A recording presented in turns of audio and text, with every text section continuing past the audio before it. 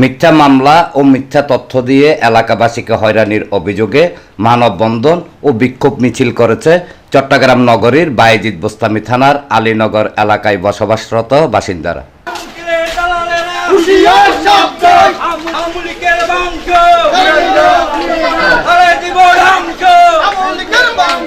বুধবার বিকেলে আয়োজিত এই কর্মসূচিতে পশ্চিম ১৬০৭ নং ওয়ার্ড বিএনপির যুগ্ম আহ্বায়ক মোহাম্মদ জলিল, ইউনিট যুবদলের সাবেক সভাপতি মোহাম্মদ আকবর, ওয়ার্ড যুবদলের সাবেক যুগ্ম আহ্বায়ক মোহাম্মদ মাসুদ রানা, মহিলা দলনেত্রী নূরজাহান বেগম এবং স্থানীয় বিপুল সংখ্যক নারী পুরুষ সহ বিভিন্ন শ্রেণী পেশার মানুষ অংশ নেন।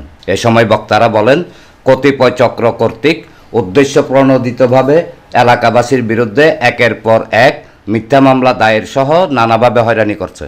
তারা এর তীব্র নিন্দা জানিয়ে হয়রানি থেকে পরিত্রাণ পেতে প্রশাসনের সহযোগিতা কামনা করেছেন। যারা দুঃসময় বিএনপি নেতা কর্মীদেরকে ঘর থাকতে দেয় নেই, ঘর থেকে গ্রেপ্তার তুলে দিয়েছে, তারা এখন কিভাবে এই এলাকায় থাকে, এলাকা থেকে এলাকার বিএনপি ছেলেদেরকে নির্যাতন করে, মিথ্যা মামলা দেয়। এই কারণে আমরা প্রশাসনের কাছে তীব্র নিন্দা ও প্রতিবাদ জানাই, জানি এই ধরনের মিথ্যা মামলায় আমাদের কোনো ছেলেপেলেদেরকে জানি হয়রানি করা না হয়।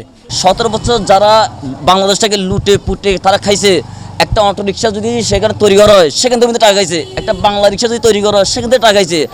আজকে তারা কাজ থাকতে একটাই, সামনে তারা সমাজসেবক, পিছনে তারা মামলা দিয়ে চাঁদাবাজি টেন্ডারবাজি লুটপাট যা করতো তারাই তাদের আওতায় করতে হয়।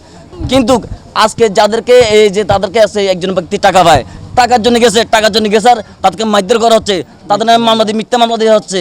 আমরা প্রশাসনের কাছে জোর দাবি জানাই, আপনারা যদি মনে করেন যে স্বৈরাচার হাসিনার দোষীদেরকে সহযোগিতা করে আপনারা বাংলাদেশটাকে আবার প্রতিষ্ঠা করতে পারবেন, সে ফেজিস এই দেশের বাংলাদেশের মেহনতি জনগণ কখনো সেটা মেনে নেবে না। তাদেরকে সমস্যা ঘরে ঘরে মামলা, ছেলেরা মাথা তুলে দাঁড়াইতে পারে না। এই মামলার জন্য ধরে ধরে নিয়ে যাইতো, নিয়ে মারধর করে তারা ডাকাতি ছিনতাইকারীর মামলা দিত। এখনো সেই মামলা, ছেলেরা কি এখনো মামলা খাবে? 17 বছর খাইছে, এখনো কি ছেলেরা মামলা খাবে তাদের হাতে?